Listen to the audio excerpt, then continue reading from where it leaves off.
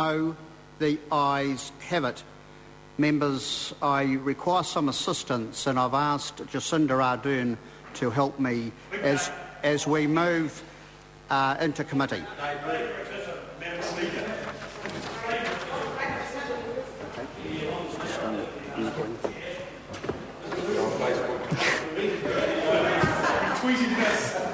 I call on Government Order of the Day number 18. Road User Charges Bill, committee stage. I declare the House in committee for consideration of the Road User Charges Bill. Madam Speaker. Mr. Chairman.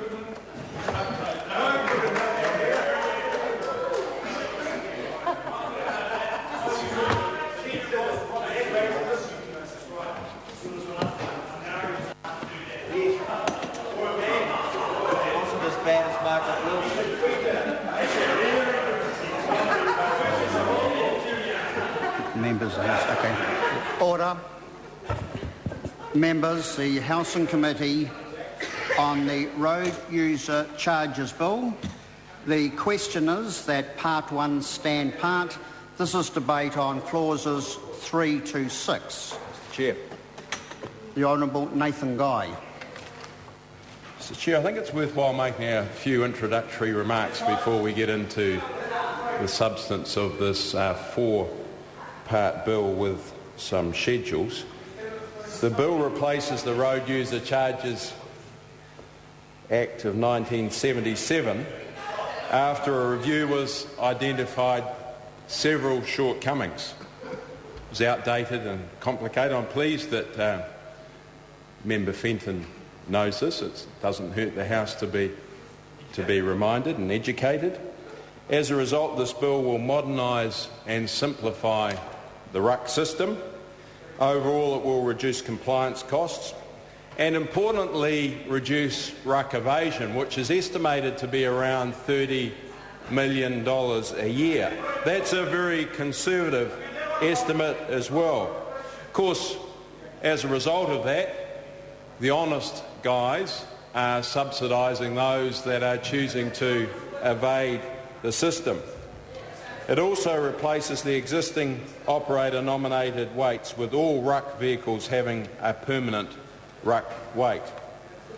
Can I thank the Select Committee for their contribution? Amongst other things, when we have a look at Part 1 that I have mentioned, it sets the framework for the electronic management of RUC. It allows the RUC collector to be satisfied that the system will indeed be secure and reliable. It's also worth mentioning to the House that there is a supplementary order paper in the Minister of Transport's name, the Honourable Stephen Joyce, number 287. In essence, the biggest part of this supplementary order paper will allow an exemption for light diesel vehicles under 3.5 tonnes. Those vehicles that are almost exclusively driven off public roads, despite being suitable for use on a public road. The regs will need to be consulted on and passed, and of course they will need to include all of the terms of exemption, and no doubt there will be discussion on zeroing in on what would be an appropriate kilometre distance travelled in a radius of a particular activity that will be driven off a public road. Of course, to safeguard this system, the penalties will indeed have to be high, because otherwise the system could be abused and the government wouldn't want that. I think it's important to note that if someone chooses to take up this option for a light diesel vehicle under 3.5 tonnes, that they can't have it both ways. They need to firm up and say, yes, this vehicle is going to be operated in this area off the public road. They can't suddenly choose to duck into town, which might be 50 kilometres away, and put a ton of fertiliser on the back of the ute. Or indeed take mum and the kids on a holiday somewhere on a long distance in their king cab ute.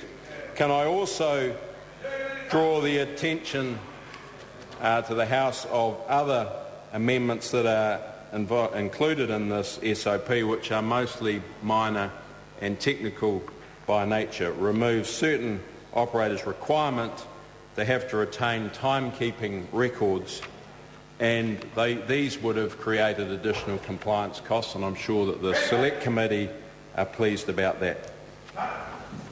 The Honourable Shane Jones.